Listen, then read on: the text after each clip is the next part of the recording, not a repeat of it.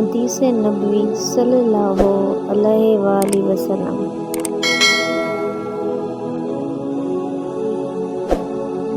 نبی کریم صلی اللہ علیہ وآلہ وسلم نے ارشاد فرمایا، قیامت کے دن ایسے بندے کے قدم اپنی جگہ سے نہیں ہٹ سکیں گے۔ بسم اللہ الرحمن الرحیم۔ نبی کریم صلی اللہ علیہ وآلہ وسلم نے ارشاد فرمایا، قیامت کے دن بندے کے قدم اپنی جگہ سے نہیں ہٹ سکیں گے جب تک کہ اس سے ان چیزوں کے بارے میں دریافت نہ کر لیا جائے۔ نمبر 1، جوانی کو کن کاموں میں کھپایا؟ نمبر 2، زندگی کن کاموں میں گزاری؟ نمبر 3، مال کہاں سے کمایا؟ اور نمبر 4، اور کن کاموں میں خرچ کیا؟ نمبر 5، جو کچھ علم حاصل کیا اس پر کتنا عمل کیا؟ صحیح الترمذی 2616، سلسلہ احادیث البانی 946۔ نمبر 1، جوانی انسان کی زندگی کا اہم ترین حصہ ہے۔ عمر کے اس حصے میں انسان کو بہت سے کام کرنے ہوتے ہیں۔ یہ انسان کی زندگی کا سب سے مصروف مرحلہ ہوتا ہے۔ یہی وجہ ہے کہ اس دور میں اللہ رب العزت کو بندے کی عبادت بہت پسند آتی ہے۔ اگر ایک بندہ جوانی اپنے رب کے احکامات کے مطابق گزارتا ہے تو یقیناً وہ کامیاب ہے۔ جوانی اللہ رب العزت کی ایک ایسی نعمت ہے کہ اس کی جتنی قدر کی جائے کم ہے۔ سوال یہ ہے کہ ملت اسلامیہ کے نوجوان اپنی جوانی کے یہ قیمتی اوقات کہاں صرف کر رہے ہیں؟ کیا یہ حقیقت نہیں ہے کہ وہ اس کی اہمیت اور قدر و قیمت سے ناواقف ہیں؟ نمبر 2، انسان کی زندگی عموماً 70 سال کے قریب ہوتی ہے۔ کسی کو یہ زندگی کچھ طویل ملتی ہے اور کسی کو کچھ مختصر۔ کسی کو اس زندگی میں صحت اور توانائی نصیب ہوتی ہے اور کوئی ضعف اور معذوری کی حالت میں اس دنیا میں آتا ہے اور چلا جاتا ہے۔ سوچنے کا مقام یہ ہے کہ انسان کو جو یہ زندگی ملی ہے اس کی زندگی کو وہ کس طرح گزار رہا ہے، اس کی مشغولیات کیا ہیں، وہ کیا کر رہا ہے، کیا اس کی زندگی رب کائنات کی دی ہوئی ہدایات کے مطابق بسر ہو رہی ہیں یا پھر وہ بھی عام انسانوں کی طرح زندگی کو لائینی کاموں میں گزار رہا ہے۔ نمبر 3، مال کمانے کی دھن ہر انسان کو سوار رہتی ہے، اور آج جب کہ مادی نظام نے پوری دنیا کو اپنی بیڑیوں میں جکڑ کر رکھ دیا ہے، کسب مال کی ضرورت میں مزید اضافہ ہوتا جا رہا ہے۔ دولت کمانے میں کوئی مذائقہ نہیں ہے، یہ انسان کی فطری اور بنیادی ضرورت ہے، لیکن سوال یہ ہے کہ دولت کن ذرائع سے کمائی جا رہی ہے اور اس کے حصول کے لیے کیا وسائل اختیار کیے جا رہے ہیں۔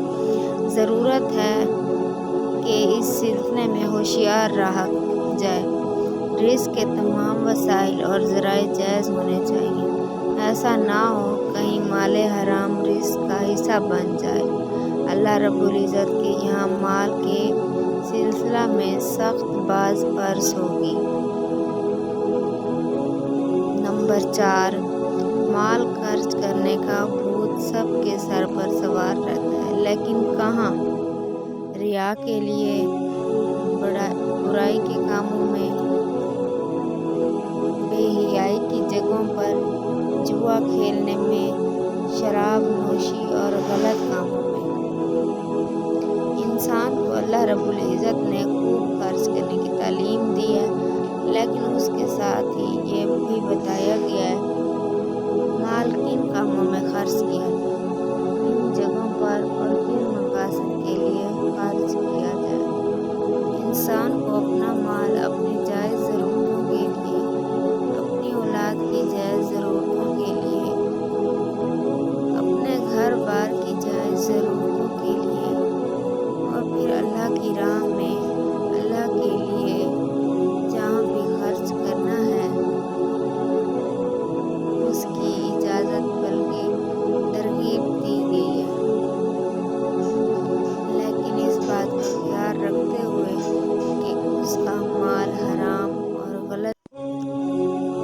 जगहों पर ना खर्च हो।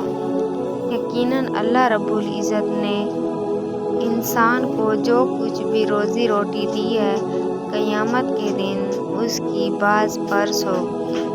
नंबर 5, इल्म हासिल करना हर मुसलमान मर्द औरत पर फ़र्ज़ है, लेकिन इल्म हासिल करने का ये मतलब हरगिज़ नहीं कि वो ज़्यादा से ज़्यादा मालूमात हासिल कर ले या बहुत बड़ा आलिम बन जाए, बल्कि उसका मतलब ये है कि वो जो कुछ इल्म हासिल करता है उस पर साथ ही साथ अमल भी करता जाए।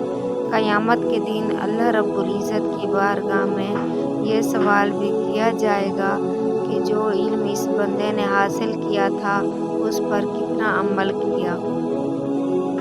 इस हदीस के मुताबिक जिन चीज़ों से मुतल्लिक इस्तग़फ़ार होगा उनमें सबसे पहले उसकी ज़िंदगी के बारे में सवाल होगा, जिसका एक एक लम्हा भी बहुत कीमती है। इसीलिए उसे हयाते मुस्तआर समझते हुए अल्लाह की अताअत व फरमाबरदारी में गुजारना चाहिए, क्योंकि उसका हिसाब देना है। जवानी में इंसान अपने आप को महरमात से बचाए, उसमें कोताही करने की सूरत में अल्लाह की गिरफ्त से बचना मुश्किल होगा। इसी तरह माल के सिलसिला में उसे कमाते और खर्च करते वक्त दोनों सूरतों में अल्लाह का डर दामनगीर रहे। इल्म के मुताबिक अमल की बाबत सवाल होगा। इससे मालूम हुआ कि दीन शरीयत का इल्म हासिल करें, क्योंकि यही इसलिए मुफीद और नफ़े बख्श है। अल्लाह रब्बुल इज़्ज़त हम सब को इस हदीस पाक के मुताबिक अमल करने और आखिरत के लिए ज़्यादा तैयारी करने की तौफ़ीक अता फरमाए। आमीन।